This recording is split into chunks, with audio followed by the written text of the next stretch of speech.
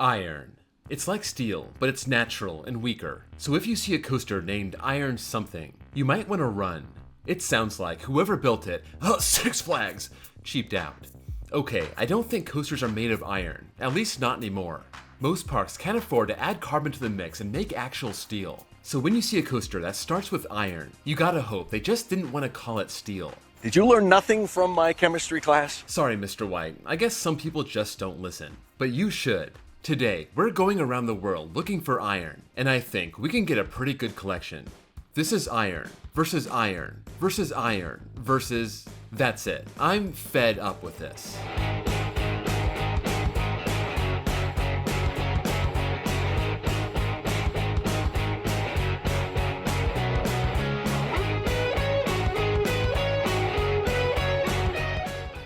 First off, if you didn't like that fed up joke, blame Brian Gooseman. That chemistry joke is all on him. If it were up to me, I would say this whole video is ironic, don't you think?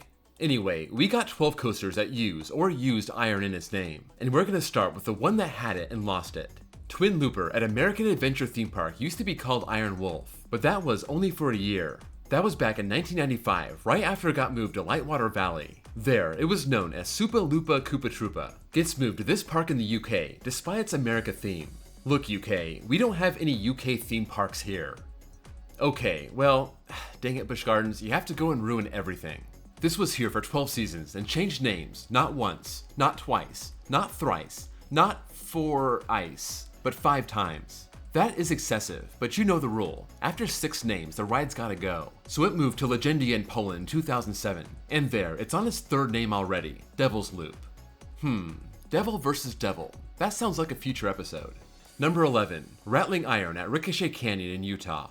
This Mylar Kids coaster opened in 2015 at a farm in California, and 3 years later, it was gone. Clearly fed up with the cost of living, moving to Utah like so many other Californians seem to do. Set up shop at this tiny park near Salt Lake City, and there, you have a new credit to snag when you go to Lagoon.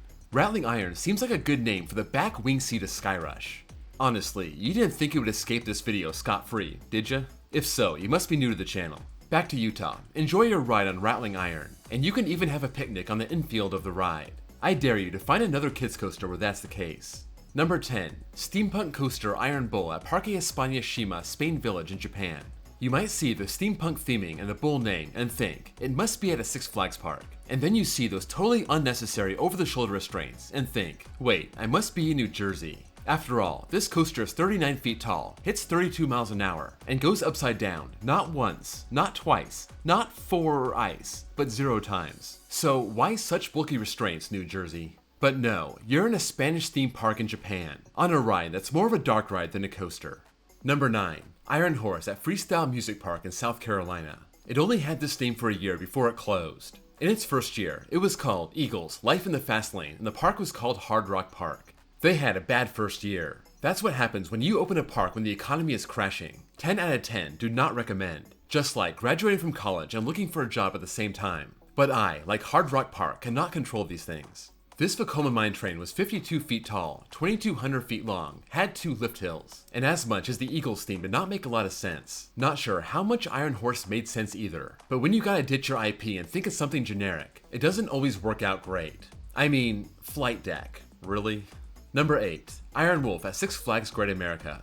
When Balger and Mabiard split off from Giovanola, who made rides for Intamin, they decided to break out and make their mark by building the same exact coaster they were building before, a small-scale stand-up. Iron Wolf was very similar to those Intamin stand-ups they helped design, like Shockwave, and it's just kinda ick. Maybe it was awesome back in 1990, but it has not held up well over time. After 21 years, Six Flags Great America had enough. They sent it down to the JV team, Six Flags America, really hoping it could find its way back to varsity. It started with a new theme, Apocalypse, but that didn't work. Then it got new Flores trains, a fireball, and a new name, Firebird, but it still has that layout that plays pinball with your head. So after giving it a couple rides, I think it's gotta stay in JV for the long haul. Number 7, Iron Dragon at Cedar Point. After Arrow tried and failed on their first suspended coaster, they went back to the drawing board. But when they came back, they kinda played it safe before going crazy again. Iron Dragon, I would say, is in their safe zone. After all, it's not called Iron Russian, it's called Iron Dragon. 1, 2, 3, 4. 1, 2, 3, 4. Rushing or dragging? Rushing. So you do know the difference. The first half is enough to put you to sleep, and the second half is a little better, but they still had to dress it up with water and fog. And to make it worse, they even slapped VR on it in 2016. Once you get the VR treatment, you got one foot in JV. I'm surprised Cedar Fair didn't pull the trigger and send this thing to Michigan's Adventure right then and there. Number 6. Iron Claw at Movie Park, Germany. This opened in 2001 as a racer, then FX for a year for some reason, then MP Express for a long time, and they decided to theme it to Lucky Luke. But that didn't work out, and that's a good thing, because then I couldn't make fun of it here. This is a Vekoma SLC, now themed to a movie about wrestling. I think that's a good match. Getting on an SLC is a lot like getting into the ring.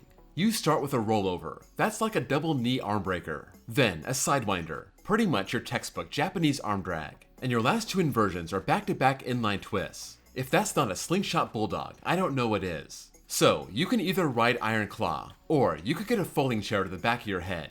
Either way, you're gonna feel the same afterward.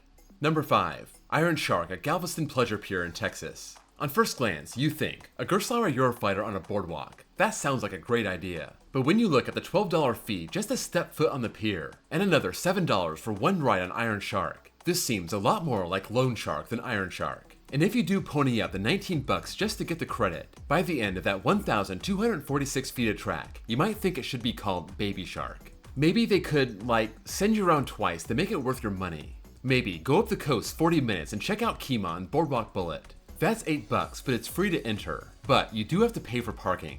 Seriously, what's with these Houston boardwalks? You know what, Houston? Why don't you just go bang on a trash can? Yeah, that was 5 years ago, but we don't forget. Number 4. Iron Menace at Dorney Park in Pennsylvania. Cedar Fair used to love this park, adding a Morgan Hyper, a kids coaster, a Wild Mouse, 2 really good B&Ms. And once the gravy train dried up, there was about 20 years of purgatory, getting 2 relocated coasters, and one of them is already gone. Then, a miracle happened. Dorney Park would get a third B&M, a dive coaster called Iron Menace, and you would hope their first coaster in 12 years, and their first new coaster in 19 years would be good. After all, it's a B&M dive. That's about as safe as you can get. But it is Dorney Park, so somehow B&M found a way to drop the ball. You know when people say, they're literally shaking right now? That's Iron Menace, all the time. Not to mention that random jolt at the end. Okay, I only rode it once, but I think I got the point. Also, it started pinching my thighs so bad I wanted to cry. So Iron Menace really does live up to its name. Something that causes injury. Check. Harm. Yeah, check. Evil. Okay, that's a bit too far. It's not that bad. Anyway, Iron Menace. Ride it once and then go to Knoebels. Number 3. Iron Rattler at Six Flags Qiddiya in Saudi Arabia. Falcon's Flight this, Falcon's Flight that. That little coaster that's 640 feet tall and has almost 14,000 feet of track. Whatever. Nobody's talking about Six Flags Qiddiya's other extreme coaster, Iron Rattler. This is a Vekoma tilt coaster. Those coasters that, well, for lack of a better word, tilt and connect to the drop, totally freaking out the general public. And just the general public. This wouldn't scare me at all. Nope, not one bit. I totally trust those brakes because brakes always work. It'll probably be fine. It's fine. Are you fine? It'll be fine.